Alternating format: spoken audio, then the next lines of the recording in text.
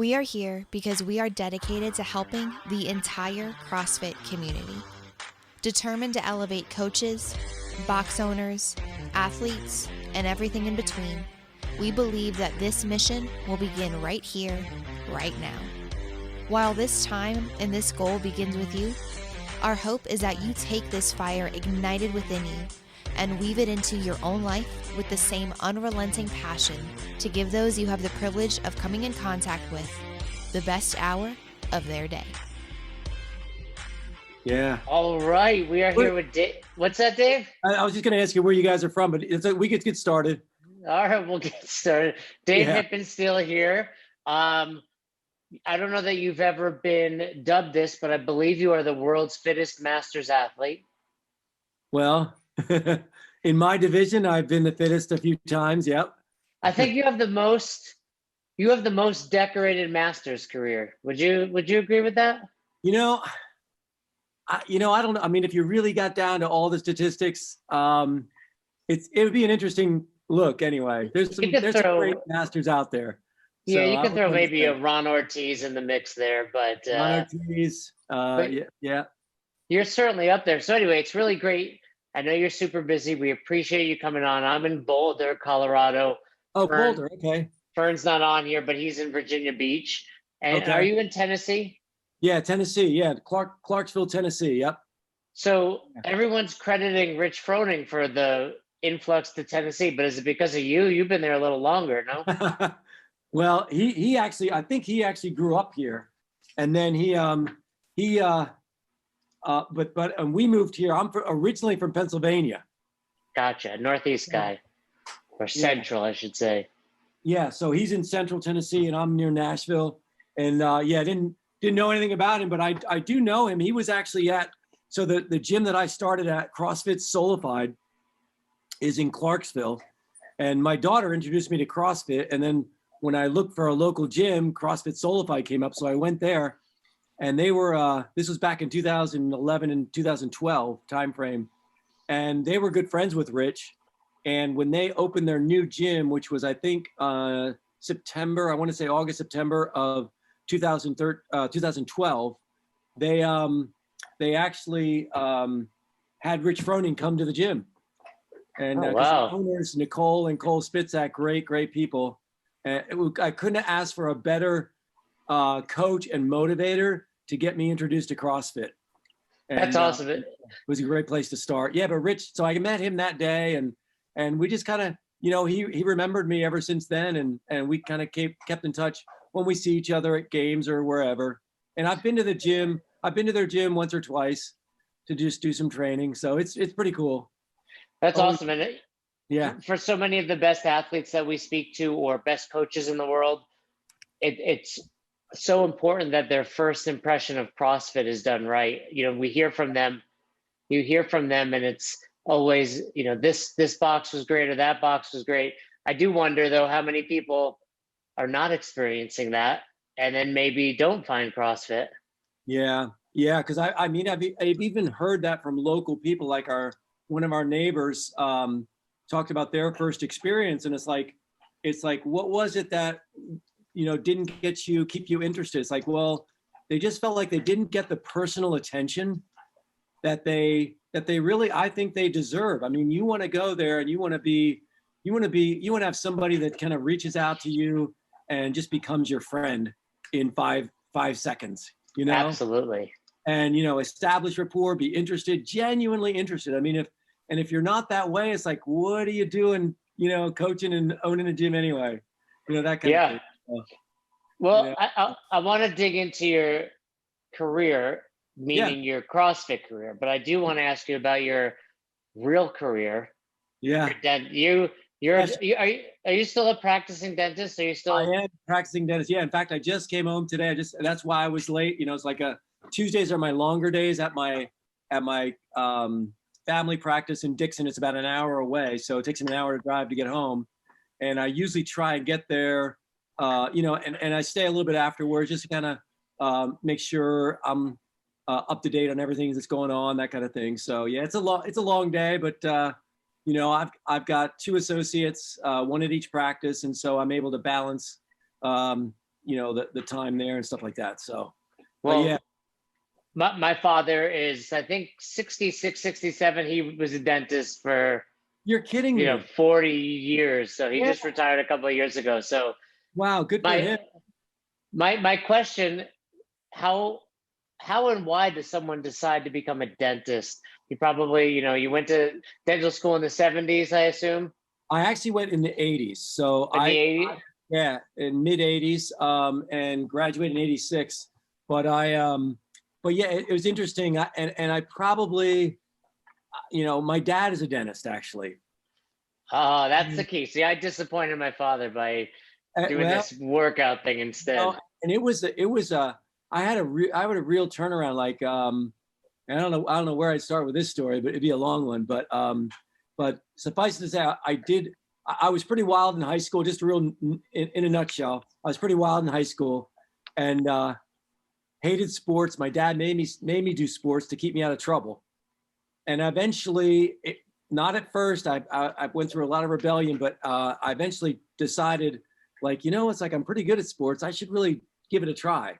And so I started really trying and just fell in love with sports, and then ultimately fitness, because I did football, track in high school. Then when I went to college, my brother talked me into doing decathlon with him. And I just fell in love with being in the absolute best shape of your life. And that has stayed with me. And I thank my dad for that. But the other thing that was part of that is I've always liked sciences. And when I was in college, I decided to study for the first time in my life, and started to do really well in school for the first time in my life. And there was no question what I wanted to study. Like, if it was math, English, and science, give me science every time. So that kind of funneled me, that narrowed down the choices a bit. And so it was either medical school or dental school. And I guess because it was almost like a natural thing to move in that direction, because of my dad, I just decided to do that. So anyway, so that's in a nutshell, that's kind of what happened. And that's, interestingly enough, my son Troy is my youngest, and I never, because I really didn't enjoy dental school. I enjoyed the clinical part because I'm really good with my hands, but it was just like, man, it's like it's stealing away so many things that other interests that I had and wanted to do, other passions, music, sports, other things. But I hung in there, and obviously now I'm glad I did, because it's a skill that it's almost like it's a gift. You learn it, and it becomes a gift that you can give to other people throughout your career. But interestingly enough, my son Troy just decided about his junior or senior year in high school, he wanted to go to dental school. I kind of discouraged my kids, because it's like, I know how tough it is. If you don't really know that you're supposed to be there, you're not going to make it through, or you're going to be miserable. And so anyway, so he made his own decision. He's a second year student in dental school now. So I think I always say to my father, it's so crazy that I go to the dentist twice a year, but I'll avoid like my normal doctor for years on end. Yeah. But, I don't know if it's something he instilled in me as a child, but Absolutely. I always get my teeth cleaned every 6 months. Yeah. And that to me is it is a gift, Mike, because those people that understand that concept of prevention, and it's the same in medicine, and we can talk about that in a second, but yeah, that whole concept of like having that awareness that your teeth are healthy and your mouth is healthy, and continuing to allow, a really good, it's got to be a good practice, a good dentist, just like you have good gyms, and you have gyms that could be better. You go to a good dentist that, helps educate you, keeps you informed, keeps you in optimal health dentally. It's going to translate into overall health as well. So super important. There's a connection there. For sure. Since doing CrossFit and now that you're stronger, can you extract teeth faster, do you think? Actually, it's extracting teeth is all about technique. It's technique versus density. Absolutely. Absolutely. You don't want to do it really fast, but pull the wrong one on accident. No different than moving too fast. Yeah, no, but it's finesse. It's really a touch that you develop. Yep. So, but just to just to make sure we keep the record straight, it's like I'm all about saving teeth. I think people keep their teeth for a lifetime and keep them healthy for a lifetime. I think that's always our first choice. Well, it's funny. We my father extracted 6 permanent teeth from me over the years when I was a kid, and not including my wisdom teeth. And okay. Wow. And I was just reading a book called Breath by James Nestor, and he talks a lot about how, because we mouth breathe, right, these days, our mouths are smaller than back in the day and I was talking to my father about it when he was visiting, and could have prevented, if he just would have got me to breathe through my nose, he could have prevented some extractions there. Yeah, that opens up a whole other subject, but we won't go down that road. It really does. But one more question related to CrossFit and dentistry. Yeah. You're training, you must rip your hands. How does that impact? I'll tell you, let me see if I have, I got to show you my rock tape gloves. I don't know if you ever watched me for 10 years, I have always worn gloves. And at first I would get like these, cause I did motocross. I raced motocross for years. And when I turned 40, I started racing motocross. It just seemed like the thing to do. And, and so I always had gloves, and it always protected my hands. And if any motocrosser you see always has gloves. So when I transitioned to CrossFit, I started using motocross gloves because it was the natural transition. And eventually got picked up by Rock Tape, who has these really awesome gloves. And I've used those, and I've worn out a bunch of pairs. But big shout out to Rock Tape and their gloves. They've been the best, absolute, because I can use them for, and I'll tell you, it's like, even if I wouldn't be a dentist now, I am so dependent on wearing gloves because of the protection. It's I would never change it. And I'm so used to doing it, and it doesn't affect my grip strength.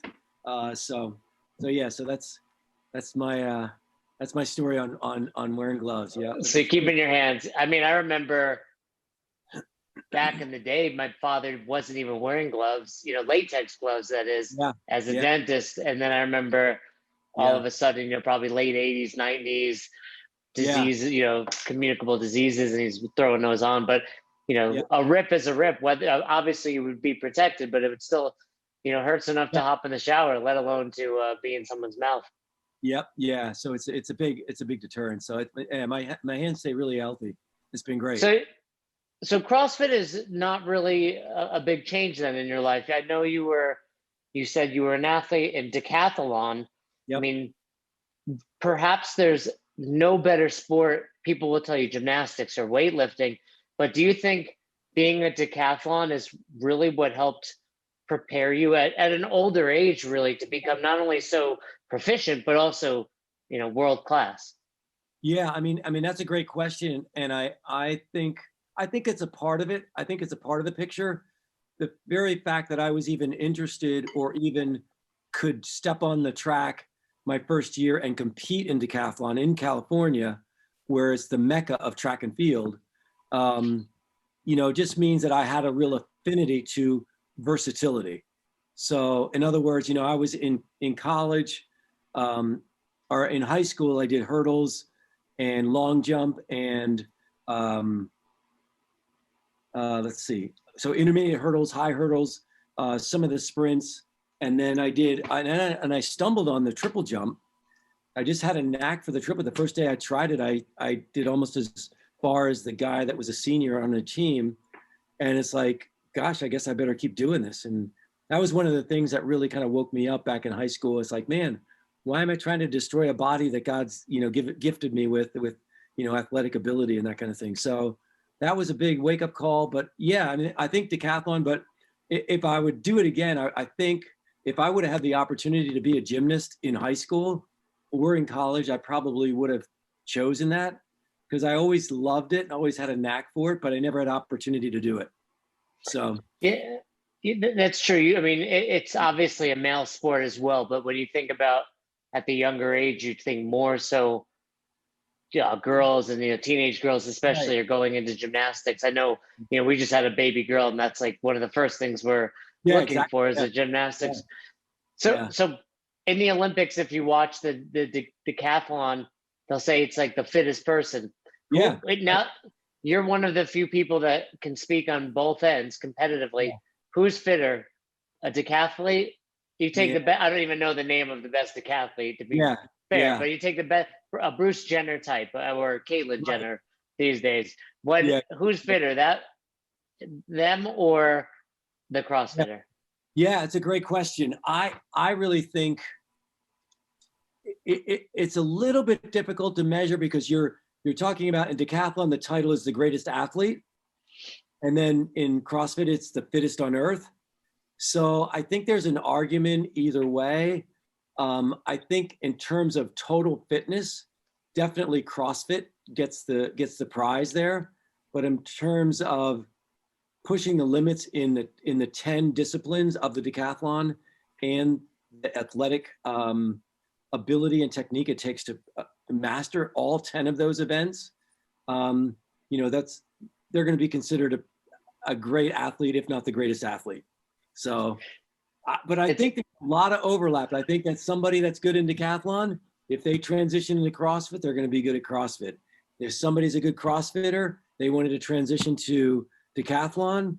I think it's going to be a harder transition because the technique sensitivity with all of those various movements is pretty time intensive. So I think it's going to be a little harder to transition in that direction than the other direction. But both, I think what I say is like my years in decathlon gave me such an appreciation for being in the best shape of my life, because we were dealing with, all those different domains that we deal with in CrossFit. We were improving those. We were improving, you had to run the 1500 meters. You had to sprint 400 meters. You had to sprint 100 meters. You had to sprint, the 400 meter hurdles. And so it was that kind of thing that, or it was the 110 meter hurdles for the decathlon.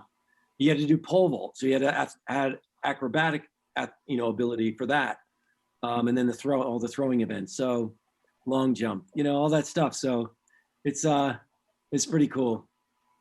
Pretty cool. But yeah, I think the difference being obviously the decathlon, while they have definitely a broad base of fitness, they're really, really good at those 10 things. Yeah. Right. Exactly. So you're probably always practicing some aspect of that, including a lot of running, where of course CrossFit, broad time and modal domains, a little bit different. Yeah. Do you have normal friends your age, or do you have, or is it all like people? I think most of my friends are like, I train with guys when I especially when I first started, I trained with guys who were, like 20 and 30-year-old Army guys, because we are in Clarksville. So we're at Fort Campbell. So there's a lot of Army guys that I train with at CrossFit Solified. And then when I owned my own gym, I had a bunch of Army guys there, and they were always my main training partners, 20 and 30-year-olds. And I do tend to have a hard time, relating to people my age, just because I'm so motivated to just be fit and to eat well, and not everyone's like that.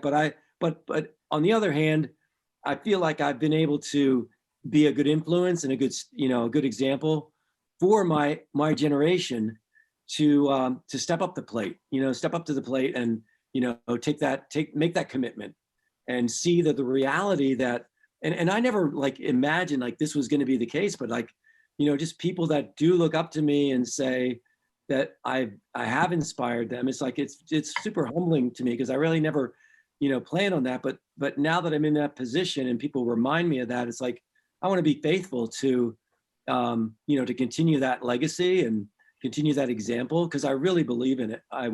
With all my heart, we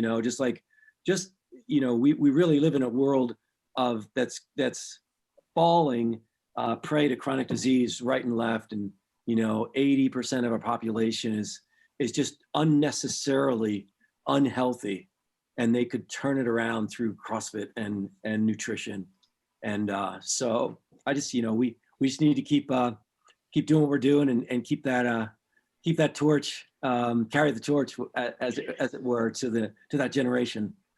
So yeah, so most people in their 60s, my parents, they'll call me, be like, I got a great workout today. I walked 3 miles. Yeah. Meanwhile, I Yeah. saw your workout on the morning chalk up. There's muscle ups and Yeah. snatches. Yeah. So it's a Yeah. little bit of a different story. You own a box, or you owned a box? I did. Yes. Or Yeah. Screaming Eagle CrossFit. Yep. is Yeah. that still, is it still around with different I ownership, actually, or is it?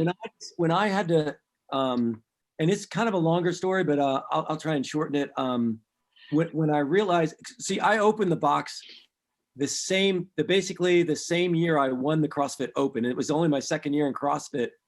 And so when I won the Open in 2013, I had just opened a box in February. And then the Open started, and I did the Open at my box and at Solified. And CrossFit Solified really helped me.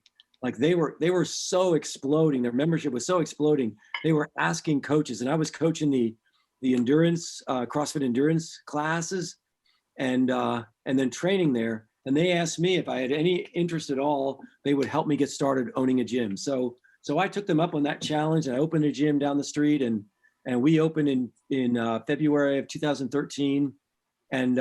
And little did I know, I had struggled through the Open in 2012, first time I ever did it. Couldn't do double unders.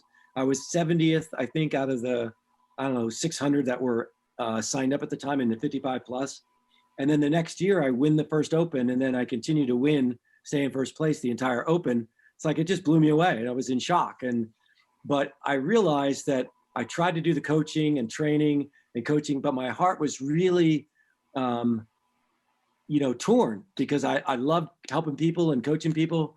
But I couldn't make them both work long-term, and still, because I still wanted to stay in dentistry as well. So I had to make a choice between dentistry, competing, and the box. And I decided to phase out of the box. There was somebody that was really interested in taking over. And so I ended up, passing the baton to him, and then going back into dentistry full time.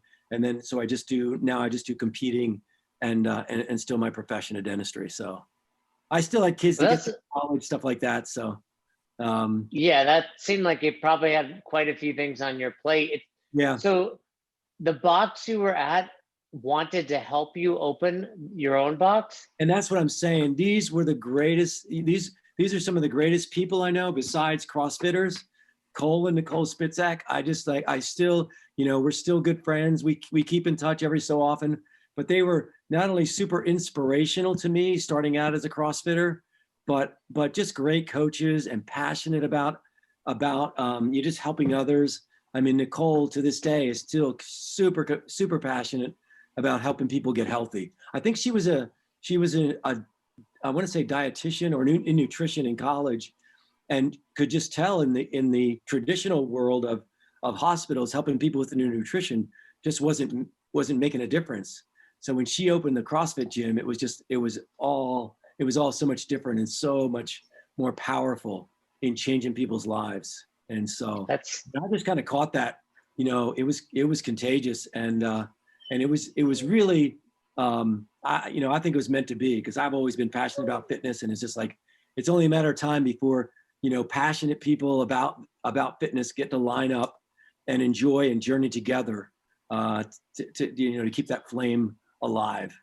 So yeah, that's just really a tremendous story. Those that listen to us know, as box owners, a lot of times it's a very, very much a scarcity mindset. I don't want to help you. I don't want you to be my competition. And sounds just like two great people that just really understood, hey, the more I spread the word, the more it'll come back to me. That's pretty cool. Yeah, it really was. It really was amazing. They just wanted it to keep happening. So, yeah. Going back to your dentistry, you do have such a direct influence and impact on so many people's lives, although they may not say, hey, my dentist helps me with my overall health. But do you ever have someone come in who maybe you realize needs a little, inspiration or a kick in the butt to get in shape, and try to have that conversation as it relates to their mouth, to their body, to their, weight loss? Yeah. I mean, it is part of who I am.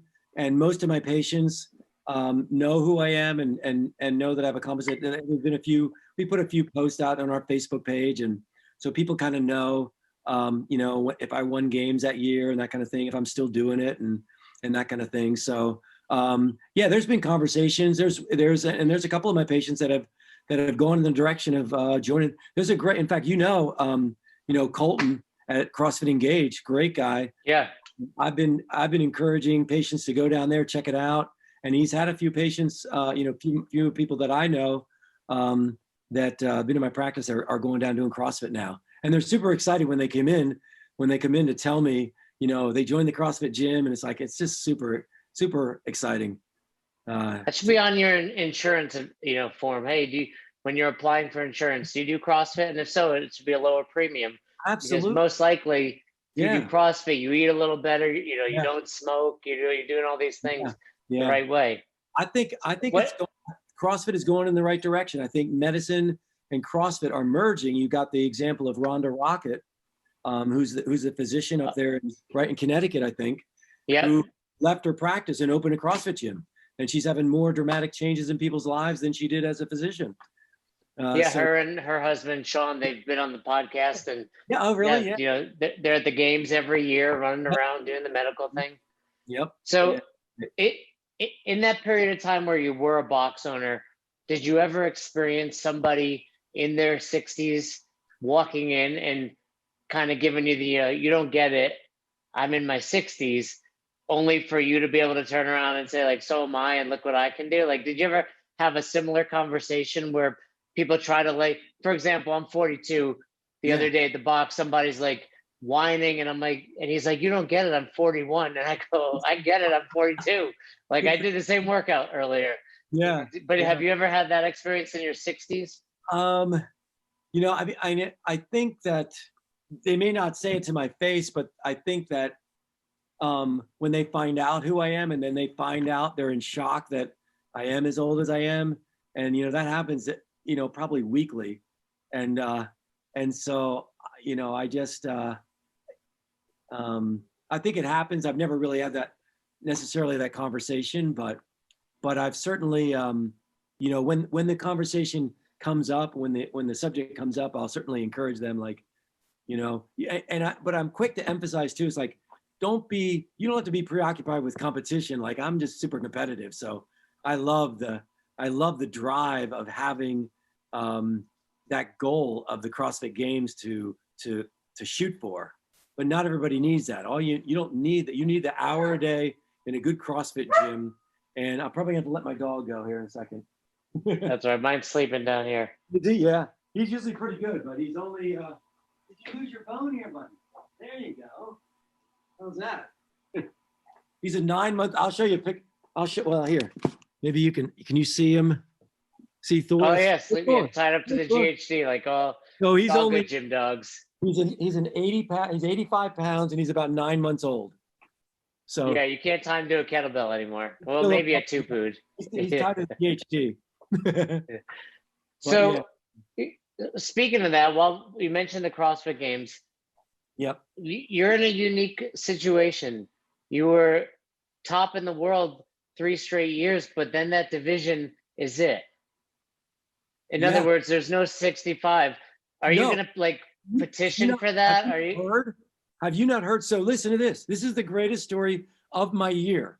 Okay. I'm assuming we're going to get a new division is where you're going with this. It's already happening 2 or 3 weeks before the opening. Before the open, they added the 65 plus division. Oh, sweet. And I was like, my buddy Ivan Bloomberg, who I competed with last year, he texted me that day, because I'm not always like, I'll get a morning chalk up and I'll try and stay up with it, but it's like, with all my stuff going on, it's like I can't just sit down and focus and read it. And so I miss these announcements and stuff like that. But he texted me right away and said, "Hey, look, I bet you're happy." It's like, happy about what? And so he told me it's like 65 plus, because over the year, over the winter is probably the first time where I'm serious, man, it's like 60 plus. Because I don't know if you knew, I competed last year also, 2020, the Masters Fitness Collective had the CrossFit Games championship. Anyway, right. CrossFit Games didn't. So I got to go to compete in there, and had one of the best years of my career, which was my last year in that division. And I thought about competing, staying in the 60 plus, but I just know that I gotta respect longevity. I gotta keep that balance.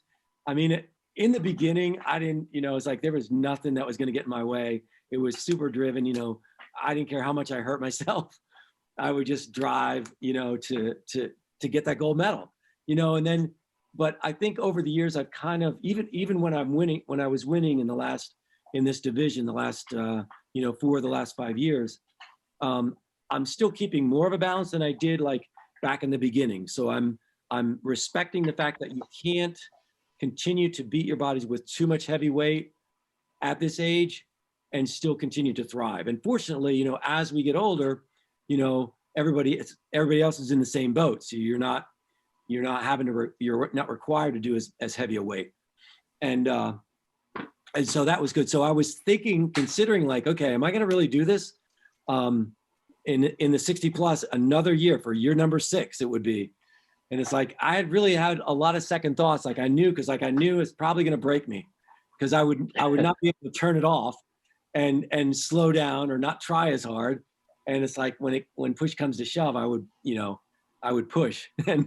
And so I was thrilled. Like the day that it was announced and Ivan told me that, I was just thrilled. Like, it's like all of a sudden, because I talk about my first podcast with Julie Fouché back like 3 years ago.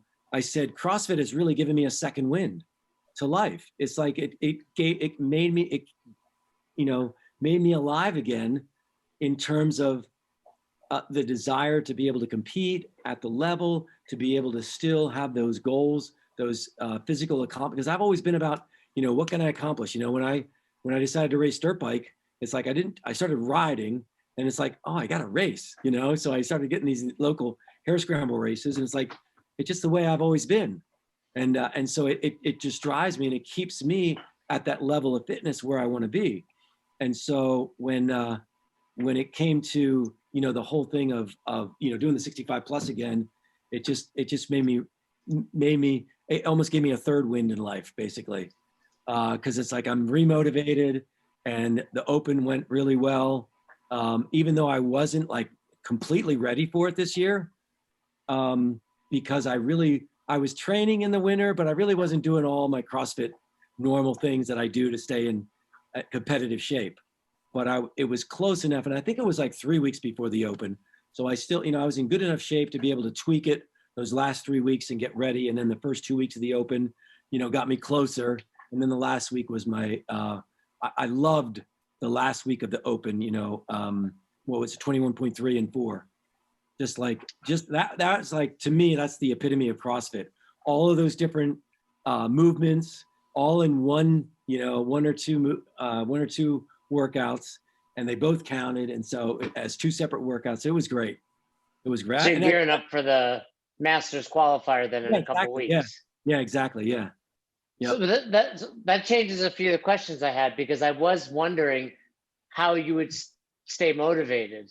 Yeah. But there you have it. Now you're just gonna have to hope in 5 years.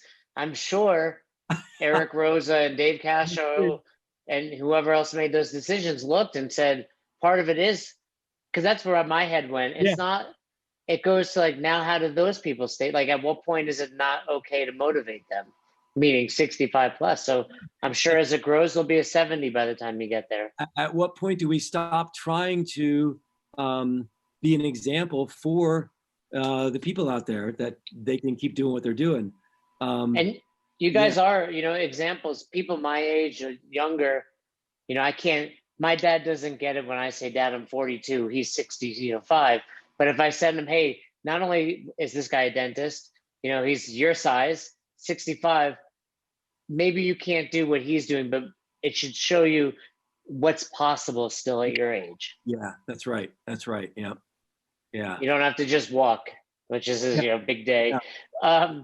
So on the training, you're someone that doesn't have a gauge as far as like, when I'm 60 something, I'll have what training was like in my 20s, my 30s, my 40s. So, you've been doing it for over 10 years though. Do you feel that you have to, regulate or modulate it a little bit differently from 55 to 65? And do you think, it would have been more so if you were doing CrossFit in your 40s and 30s? Meaning like The volume, the intensity. intensity, yeah, right, and the volume. Yeah, I mean, that's definitely a factor now. It really, and I don't know what if let's say I would have started I started I only had 3 years in the 55, 59 class. So I never got to do the very first year or the second year. And Carol, if you want to take Thor, you can. Yeah. Yeah. So yeah, he's getting Thor. What? That's the dog's name? Yeah, Thor, yeah. But so as far as keeping the balance now, I forget what I was saying there. Well, just how overall training does it need to slowly go down a little bit? Yeah, I mean, you do have to watch, like I'm used to doing, when I'm doing a squat cycle, when I start a squat cycle, I'm used to being able to handle and do, say squatting and deadlifting, that my heavy stuff three times a week sometimes. And now I'm like, well, I'm hitting it twice a week now because I did ramp up, my strength cycle right after the open. And so I'm in that cycle now getting ready for the qualifier. But it's like, normally I would be doing about 3 times a week. And it's pretty heavy stuff. I'm doing heavy front squats, heavy back squats, heavy deadlifts. But I'd probably be okay with, I'm thinking in this category, I think I'm going to be okay with once or twice a week. Plus the fact that, cause I don't want to break, and it's like, I don't want to be destroying my knees more so than they have to be, and that kind of thing. So in fact, what is that? Their conversation with Sean Rocket, because we talked about when I hurt my knee in October, Dell LaFountain gave me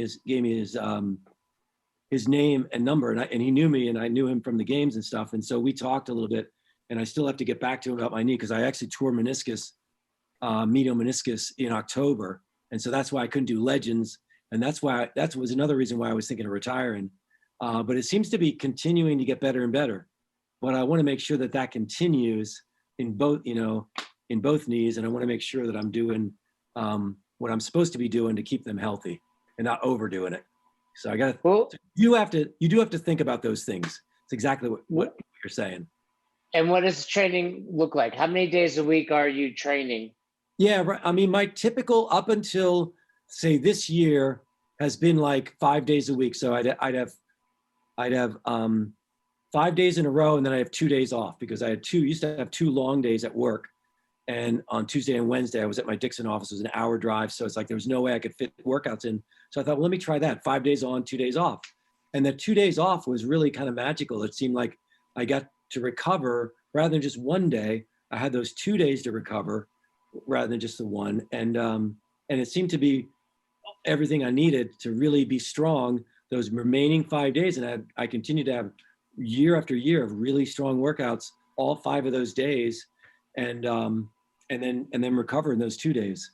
But now I'm probably more like, instead of 5 days, I'm more like 4 days. Part of that is my work schedule. Just things are really busy, both practices right now. And just knowing that I'm still in it and still doing stuff and doing more things like getting involved with implants and that kind of thing. So a little more demanding procedures, that kind of thing. So I'm trying to keep that balance. I'm still staying in my life and, still want to win and yet not want to wear out too soon. And you're doing all this training, it looks like, in your own garage on your own? I do like going to CrossFit Solified because I like being around, even if I'm not training with somebody, there's other athletes around there and we encourage each other. Like we did the open, there was a couple gals there doing the because I couldn't resist, like the quarterfinals, those workouts just seemed like I have to do those. And my daughter Heather she qualified for that round, so she did those workouts also.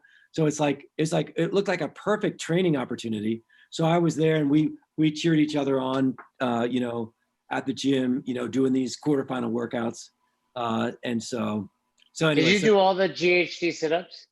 I did. Although that one, I have to admit, I just did it for time. So I knew I was going to be in the time cap, but I wanted to finish it. So it took me just around 30 minutes, something like that.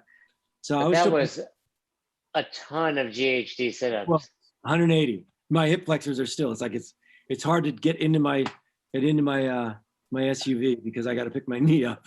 And What it was crazy. what's like when you're super sore and now that you're 65, like what are some random times in your life where you'll just feel the pain from CrossFit? Like you ever working all day and something that you have to do for dentistry is just like I shouldn't have done those GHD sit-ups. The only time I had that question was when I competed in the games and with a herniated disc, and I didn't drop out like I should have. And I came back to my work and I'm sitting in my chair, taking care of patients and thinking, that really wasn't too smart. I was like, for about a month after the games, I was in pretty excruciating pain, and the radiating pain down your leg. But somehow it did heal, but it's like, it gave me pause to think. It's like, I got to protect my profession and what I do. It didn't affect my ability to work at all, but that was the only time. Otherwise, if I have a little stiff, quads or glutes or abs, or shoulders, it's like, it doesn't affect my day. It almost makes me feel like, it's like, I worked out yesterday, man. I feel good. I really put out, and I'm a little stiff today. It's like, I've got soreness, it's like, this is good.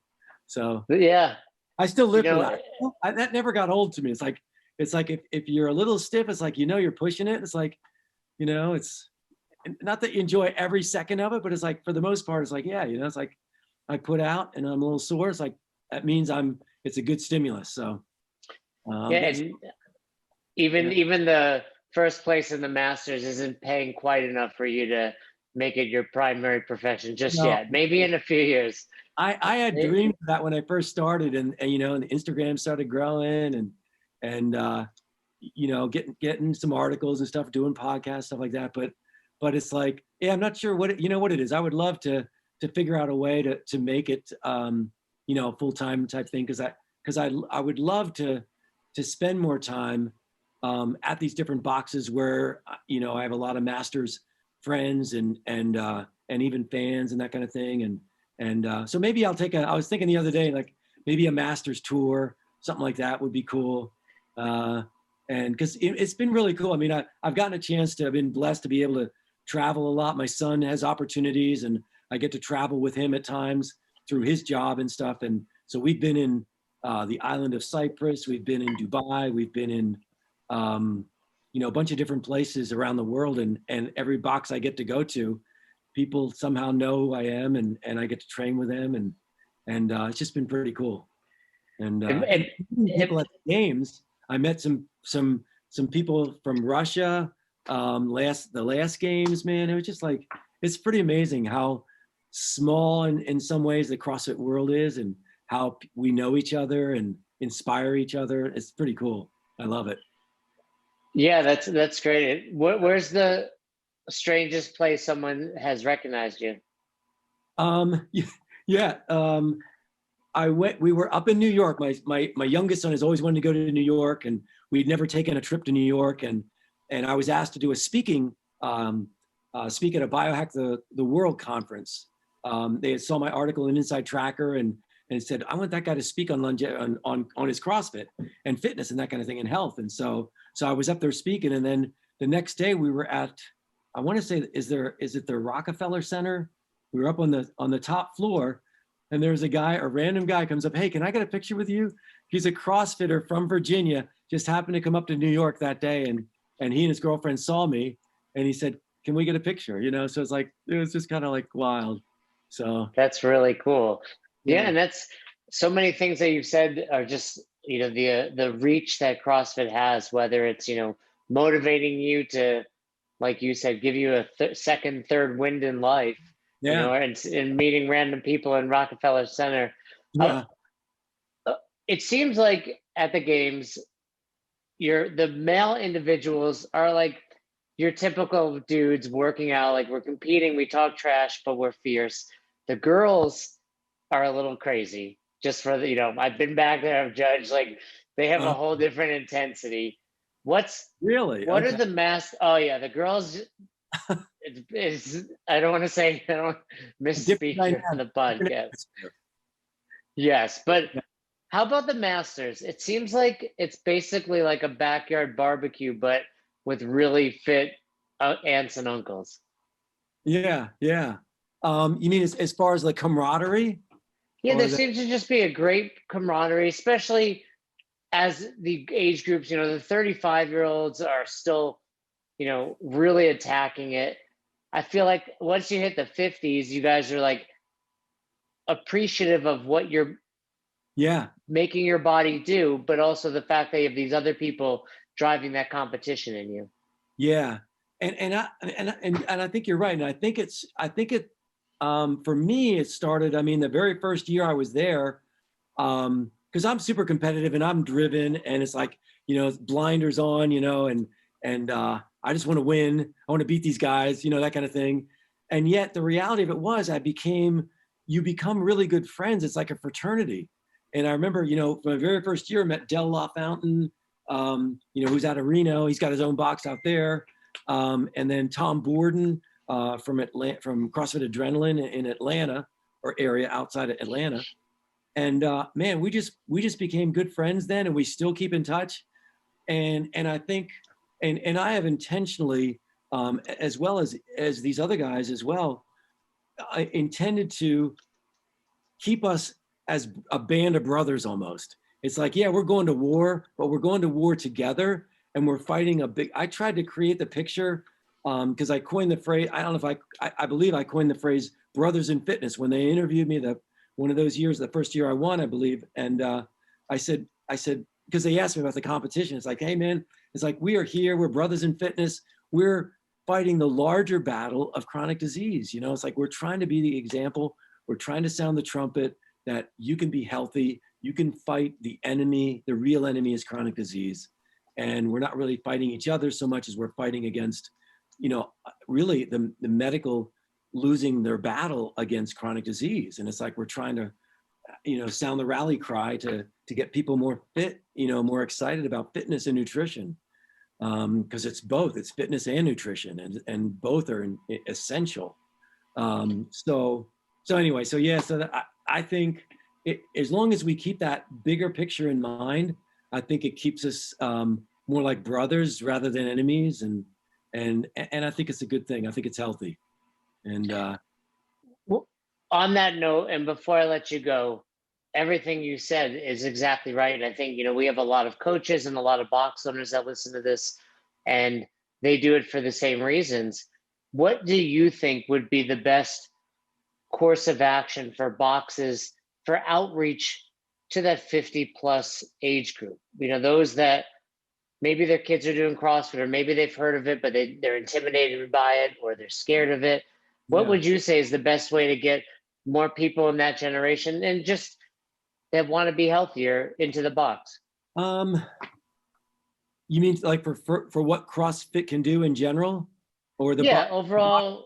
Yeah. Come to class. Let me help you and like learn about nutrition. Be Yeah. amongst some friends.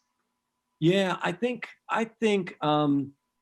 I mean, one of the things, I think adding the 65 plus, recognizing that, and I did remember what I was going to say there is the organization Masters Fitness Collective. I want to say, because I had written an email to Eric about the 65 plus, over the winter and around January sometime, just like saying, is there anything I can do? I didn't want to be, just one voice or put any more responsibilities on anybody, but I just said, if there's anything I can do to help, let me know. And it was just that simple of an email about adding the 65 plus. And then what I found out later is that Masters Fitness Collective were meeting with Eric and Dave at least 4 times, talking to them about the 65 plus division. And I think that was the final impetus, which actually allowed or pushed them over the decision making to actually add that 65 plus division, I believe. And I think I think they're recognizing that, and their willingness to listen, I think, gives us just more of a broader platform to say, hey, we're 65, we're 67, or whatever we are, we're still doing it. We're still trying. We're still fighting that battle. You can too. And I think, just continuing to give that recognition, Morning Chalk Up, they do a great job of helping to not neglect the masters, to keep getting the word out about what we do. And, obviously I'm super inspired by, Dan Bailey and Rich Froning, and these guys are still my heroes. I mean, it seems funny, but it's like, I'm 30 whatever years older than they are. And it's like, but they inspire me every single day. And all those guys. And I get to train down at CrossFit Trivium, where a bunch of Will Morad's there. Just being around these guys is super inspiring. And I guess, I think that is a big part of CrossFit and a big part of the motivation picture. And I think that as we're motivated to do what we're doing, we motivate others. And it's just a contagious thing like that. And we just have to keep it going. I mean, when I first started CrossFit in that box at CrossFit Solified, I started training with Cole, who was one of the owners, and his friend Chris. And I said, after a workout one day, I said, so what do you guys eat? Because these guys are really cut and they were strong. And it's like, man, that's what everybody wants. Everyone wants to look good and get muscles and get fit and look fit. And I said, what do you guys eat? And they said, we eat, take a bed of spinach and put 4 eggs on it. And that's what we have for breakfast. So that day I started paleo. I didn't know it was paleo at the time, but then they told me they're paleo. And so I read the paleo diet and the paleo solution. And it's like, from that day, it was like, I completely did a 180 turn, and whatever I was doing before, like I had a lot of grain and I was doing oatmeal and stuff like that. It's like, I switched to paleo from that day and I never turned back. And for 10 years, I've just been pretty much 95% paleo. And I just what's your go-to on that 5%? What's your treat meal, if you will? Oh yeah, I love pizza, and I do love pizza. But I actually switched from eggs, to steak or roast beef. So I have, and I added avocado also. So I have avocado, spinach, and steak or roast beef for breakfast every morning, and I don't get tired of it. That's incredible. As you were talking, I was envisioning, home office making a commercial of masters athletes, wearing your dentist jacket and ripping it off, doing muscle ups. And I think that could be, everything you just said there, is how we continue to get everyone to do CrossFit, not just the 20 and 30-year-olds that want to make it to the games, but showing mom and dad, hey, you need to squat. Yeah. You don't necessarily need to, do 5 rounds of power snatches, but you need to get your butt below parallel every once in a while. You need to keep moving, because you don't move it, you lose it. And you gotta keep that range of motion for a lifetime as best you can. Otherwise, where are you at? You fall down, you can't get back up. It's like, let's get you back to where you need to be. Because people don't realize they can grow muscle in their 70s. They can grow muscle in their late 60s, and even into their 80s. There's guys doing it. But it just takes somebody to be that example and motivate, inspire. So. Well, you definitely inspire, and I'm really excited. I had no idea about the 65 plus division, so I'll be looking for you, and then hopefully we'll all be in Madison in a couple months, and it'd be great to see you atop that podium on the next division. Sounds good, man. Sounds good. As I'm looking forward to it. Thanks so much. Thank you. All right, man. So you never miss an episode of the podcast, subscribe to our YouTube channel and on all major podcasting platforms at Best Hour of Their Day. Thank you so much for tuning in and for being a part of the best hour of our day. See you next time.